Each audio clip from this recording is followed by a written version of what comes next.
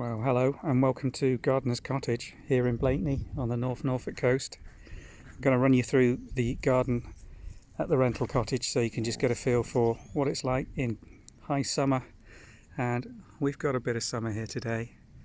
I think it's 25 degrees and we've been doing some work on the cottage. This is our last window of coming in and doing a little bit of work on the garden before we start the full on summer rental season.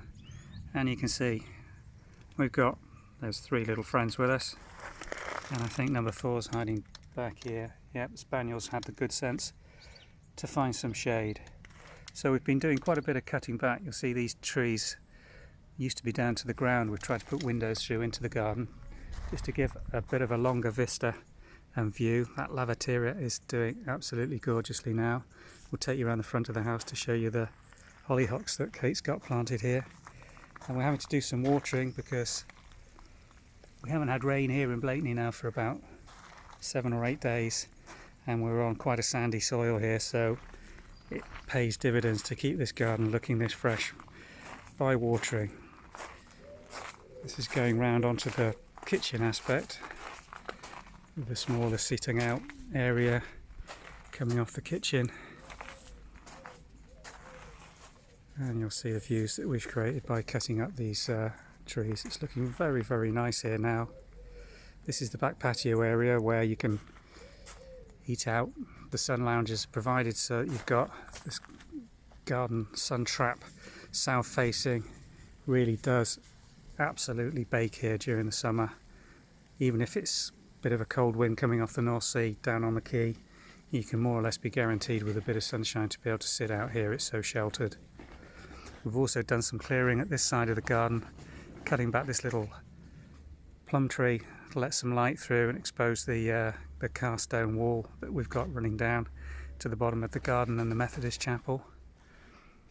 Created some shady areas, and we're starting to clear out the bank a little bit for the fern garden. It's been a bit overgrown for the last few years, but coming back into its own now and getting some light back in under the canopy. Round to the compost heap areas. It's a nice shady space if it does really get too hot during the heat of the day to come down here with one of those sun lounges. And that's the view looking back towards the cottage. Hey Ted, coming for some shade? Yes you are. Oh, and the spaniel's woken up. Let's take you around the front of the house now, because this is the private area of the garden. We'll walk back down the side.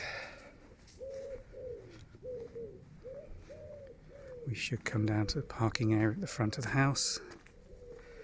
I'll just show you back over again past the patio area and then down on the front of the house. This is your parking area. It's wide enough for 3 vehicles in front of the house and 2 along the side. This area has been cleared out this year. The ivies were so heavy in these pine trees. We need to do some work to just give them a chance of clearing, letting some light through. Hopefully we're going to get some spring bulbs in there this year. And that's the front aspect, coming round the corner off Coronation Lane, past the white cottage, Gardener's Gate. And there we have the front aspect of Gardener's Cottage with a nice selection of hollyhocks, traditional Blakeney oak flower, doing absolutely beautifully.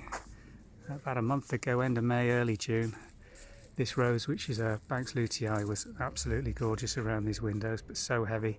Again, that's had a good haircut this July, just to let some light back into those bedrooms, and it will be shooting away any time now. And then around the door we've got lavenders, geraniums, honeysuckle, and again not flowering right now. It's had its initial flush, but in another week or so we'll have further flower on this yellow rose. And I think the Japanese anemones, some of them are just starting if we come over here.